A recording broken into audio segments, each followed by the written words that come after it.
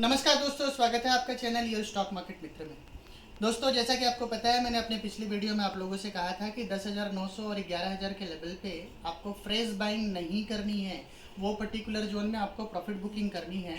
Similarly मैंने आपको कहा था कि 22,500 से 22,700 के इंडेक्स में बैंक निफ्टी में आपको प्रॉफिट बुकिंग करनी है और हो सके तो आप शॉर्ट पोजीशन भी क्रिएट कर सकते हैं। तो एग्जैक्टली वैसा ही एक्शन आपको पिछले वीक नज़र आया, जहाँ पे निफ्टी की ओपनिंग हुई 10,850 के आसपास और उसके बाद निफ्टी ने 10,894 का हाई बनाया और वहाँ से एक तेज़ गिरावट देखने को मिली। नीचे में निफ्टी 10,562 का लो बनाया और बैंक निफ्टी में तो एक ज़बरदस्त गिरावट देखने को मिली। Bank Nifty approximately bank Nifty नीचे में 21,027 का लो बनाता हुआ नज़र आया और बैंक निफ्टी की ओपनिंग हुई थी 22,600 और इवेंचुअली 22,655 का हाई बनाया था।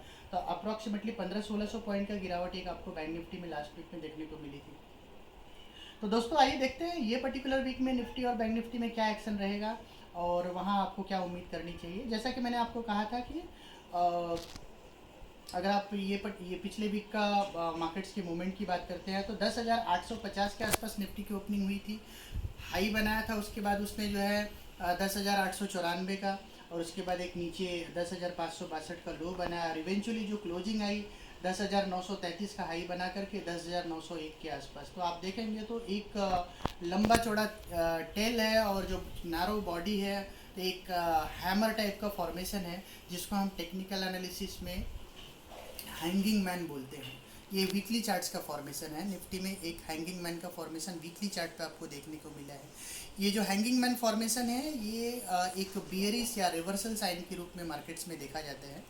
तो ये एक फैक्टर है। सिमिलरली अगर आप बैंक निफ्टी की बात करते हैं तो बैंक निफ्टी भी 22,600 के आसपास की ओपनिंग दे करके 22,655 का हाई बना करके नीचे में आपका 21,050-55 का लो भी बनाया और इवेंचुअली थर्सडे और फ्राइडे के सेशन में जो शॉर्ट कवरिंग हुई उसके दम पे बैंक निफ्टी 21,966 का उसने क्लोजिंग दिया। तो बैंक निफ्टी में भी आप देखेंगे तो एक बियरिश इनगल्फ कैंडल का फॉर्मेशन हुआ है। लेकिन ये भी एक बियरिश फॉर्मेशन है। तो वीकली चार्ट्स पे बैंक निफ्टी में तो निफ्टी बैंक निफ्टी दोनों ही जगह एक बियरिश फॉर्मेशन है। तो बहुत ज़्यादा एक्साइटेड होने की ज़रूरत नहीं है और हमारा जो पिछला व्यू है 10,900 और 11,000 के रेंज में आपको प्रॉफिट बुकिंग करनी है। सिमिलर व्यूज के साथ हम इस वीक भी जाएंगे। 10,900 और 11,000 के रेंज में हम प्रॉफिट बुकिंग के बारे में देखेंगे। और जैसा कि मैंने आपको बताया था कि 2 मार्च 2020 का जो कैंडल है 11,034 और 10,827, ये हमारा कैंडल ऑफ कंट्रोल है। तो जब तक निफ्टी क्लोजिंग बेसिस पे 11,000 के ऊपर बंद नहीं देता है या फिर 11,050 के ऊपर 11,050 के जोन को नहीं निकालता है, तब तक आपको निफ्टी में अब यहाँ से कोई फ्रेश लॉन्ग के व्यूज़ नहीं रखने चाहिए और अगर आपके पास जो एग्जिस्टिंग पोजीशन है वहाँ आपको प्रॉफिट बुकिंग करनी चाहिए। ये हमारा व्यू रहेगा कमिंग वीक का। तो दोस्तों, कुछ एक इंटरेस्टिंग रिजल्ट आए हैं हमारे आज 18 जुलाई 2020 HDFC बैंक का रिजल्ट आया है। रिजल्ट काफ़ी शानदार रहा है। बैंक का जो NPA है वो काफ़ी कम आया है। बैंक की NPA जो है वो ऑलरेडी HDFC बैंक के NPA हमेशा से ही कम रहे हैं। इस बार NPA के जो फिगर्स है वो और भी श्रिंक हुआ है। ग्रॉस NPA जो है 1.36% के रहे हैं और नेट NPA जो है कंपनी के 0.33% के रहे हैं। जहाँ तक प्रॉफिटेबिलिटी की बात करते हैं तो नेट प्रॉफिट जो है कंपनी का 6,658 करोड़ का रहा है। वेरेज अगर इसी Q1 में लास्ट ईयर की बात करते हैं तो जो नेट प्रॉफिटेबिलिटी रही थी वो 5,568 करोड़ की रही थी। वेरेज इनके जो नेट इंटरेस्ट इनकम है वहाँ भी 17% की बढ़त मिली है, जो कि काफ़ी एक हेफ्टी राइज है। But at the same time इनके जो अदर फी कंपोनेंट है वहाँ पे एक 18% का फॉल आया है। बिकॉज लास्ट ईयर में जो अदर फी Q1 में जो था वो 4,970 करोड़ का था, जो कि अब वो 4,075 करोड़ का है, which is in line with the expectation because of Covid problem. और जो बाकी जो अदर एक्टिविटी है बिजनेसेस की वो स्लो डाउन हुई है, जिसकी वजह से अदर फी कंपोनेंट में आपको डी ग्रोथ देखने को मिला है। But all and all HDFC bank का रिजल्ट काफ़ी अच्छा है। और दोस्तों, जैसा कि आपको पता है, मार्केट को भी पता था कि HDFC बैंक का रिजल्ट अच्छा ही आएगा, क्योंकि अगर आपने फ्राइडे के सेशन में देखा होगा तो फ्राइडे के सेशन में ही HDFC बैंक 3-3.5% की रैली करके 10,000 1,098 के लेवल्स पे क्लोजिंग देता हुआ नजर आया। अब क्योंकि रिजल्ट डिक्लेयर हो चुके हैं, तो ऐसे में अगर आपके पास HDFC बैंक है तो आपको मंडे के सेशन में आपको प्रॉफिट बुकिंग की अपॉर्चुनिटी ढूंढनी चाहिए HDFC बैंक में। अगर आपके पास HDFC बैंक के पोजीशन नहीं है, और क्योंकि HDFC बैंक 1.5 से 2% के अपसाइड पे ही खुलेंगे, तो आप मंडे के सेशन में इमीडिएटली जंप ना करें HDFC बैंक को बाइंग के लिए। बिकॉज क्योंकि HDFC बैंक में 1120 से 1125 के लेवल पे एक हर्डल बना हुआ है, वो पर्टिकुलर जोन में आपको मार्केट्स में प्रॉफिट बुकिंग दिखेगा।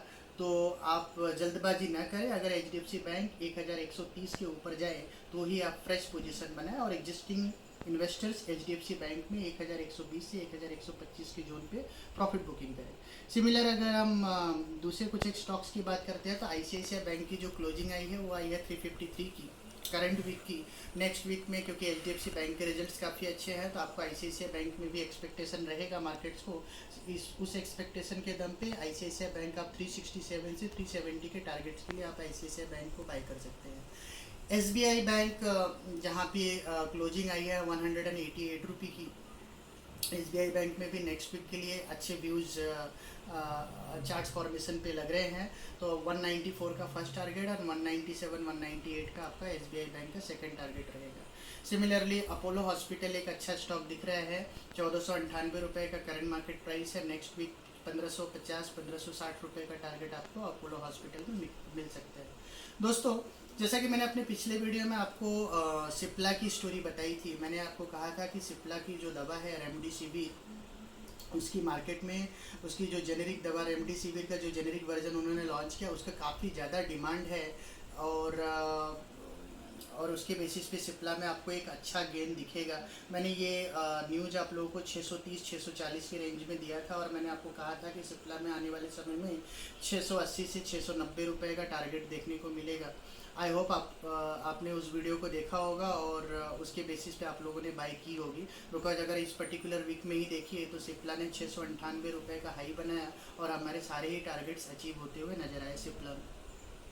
हालांकि अगर जिसके पास सिप्ला अभी भी पड़ा हुआ है और उन्होंने प्रॉफिट बुक नहीं किया है, तो अपने 50% प्रॉफिट ये पर्टिकुलर जोन में वो बुक कर सकते हैं, और ऊपर में सिप्ला 714 715 रुपये का भी टारगेट दिखा सकता है आने वाले समय में।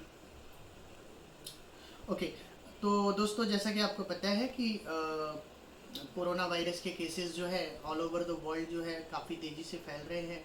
1,30,00,000 केसेस ग्लोबली हो चुके हैं, और लगभग 5,72,000 लोगों की डेथ हो चुकी है। इंडिया में भी काफ़ी तेज़ी से कोरोना वायरस के केसेस फैल रहे हैं, और इंडिया में अब जो केसेस है वो 10,30,000 के प्लस हो चुके हैं, और इंडिया में जो डेथ है वो अप्रॉक्सीमेटली 27,000 लोगों की डेथ हो चुकी है। अब आने वाले समय में कोरोना वायरस की जो वैक्सीन्स है वहाँ पे क्या डेवलपमेंट रहेगा, बाज़ार की उस पर बारीकी से नज़र रहेगी। हालांकि लार्जर फॉर्मेशन की बात करें तो निफ्टी और बैंक निफ्टी का टेक्निकल सेटअप देख के तो ऐसा नहीं लगता कि इमीडिएट बेसिस पे कोई यहाँ पे इस फ्रंट पे कोई बहुत कोई बड़ा कोई ब्रेक थ्रू देखने को मिलेगा। बिकॉज क्योंकि निफ्टी में एक लार्जर ट्रायंगल का फॉर्मेशन हो रहा है, जो कि बाज़ार को आने वाले समय में दायरे में रखेगा।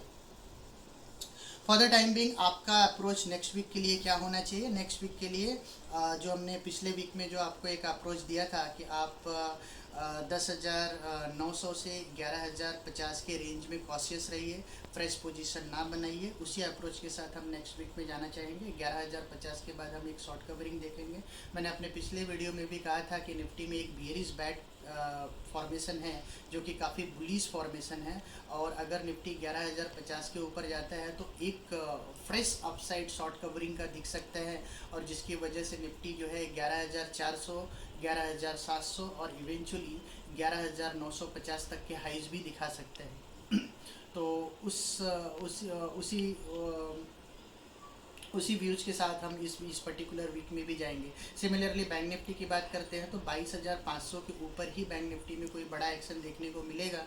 तो 22,500 के ऊपर आप बैंक निफ्टी में एक कवरिंग आ सकती है, मैसिव शॉर्ट कवरिंग, और बैंक निफ्टी उसके दम पे आने वाले समय में 24,000 तक के लेवल, 24,000 24,500 के लेवल्स भी दिखा सकता है। बट 22,500 तक आपको बैंक निफ्टी में कोई फ्रेश नया इनिशिएटिव लेके बाय नहीं करना है और आपके एग्जिस्टिंग पोजीशन में आपको प्रॉफिट बुकिंग करनी है।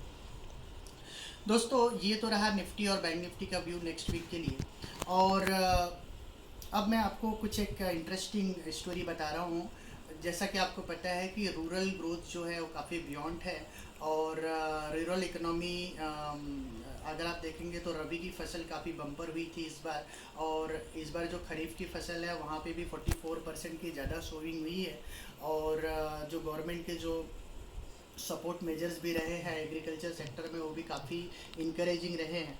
और अभी जो एक लेटेस्ट डेटा आया है एफएमसीजी सेक्टर में, उसमें अगर आप देखेंगे तो एफएमसीजी जो सेल्स के जो फिगर्स आए हैं वो प्रो कोविड पीरियड के सेल्स फिगर को अब मैच करते हुए नज़र आ रहे हैं, और जिसमें बहुत बड़ा कंट्रीब्यूशन जो है ब्यूटी केयर प्रोडक्ट का रहा है, और रूरल ग्रोथ का रहा है, फूड और हाइजीन सेक्टर का रहा है। तो इनमें से ही कुछ एक इंटरेस्टिंग स्टॉक्स की स्टोरी मैं आपको अपने नेक्स्ट वीडियो में लेके आऊँगा, और मिड कैप और स्मॉल कैप सेगमेंट में। और दोस्तों होपफुली आपने हमारा पिछली वीडियो को आपने देखा था, और जिसकी वजह से आपने बाज़ार में अपने राइट ट्रैक पे अपने आप को रखा होगा। और इस वीडियो में भी हमने आपको आपके नेक्स्ट वीक की स्ट्रेटेजी आपको थॉरली समझाई है। होपफुली ये वीडियो आप लोगों के लिए काफ़ी हेल्पफुल रहेगा। और दोस्तों अगर आपको हमारे ये वीडियोज़ काफ़ी अच्छे लग रहे हैं तो आप हमारे चैनल को ज़रूर सब्सक्राइब करें, और ज़्यादा से ज़्यादा लोगों के साथ हमारे चैनल्स को शेयर करें। और अगर आपको किसी पर्टिकुलर स्टॉक के बारे में हमारे व्यूज़ जानने हैं तो आप हम कमेंट सेक्शन में लिख सकते हैं, और मैं अपने अगले वीडियो में वो स्टॉक के बारे में थोड़ा डिटेल्ड एनालिसिस लेकर के आ सकता हूँ। दोस्तों तब तक के लिए धन्यवाद, थैंक यू।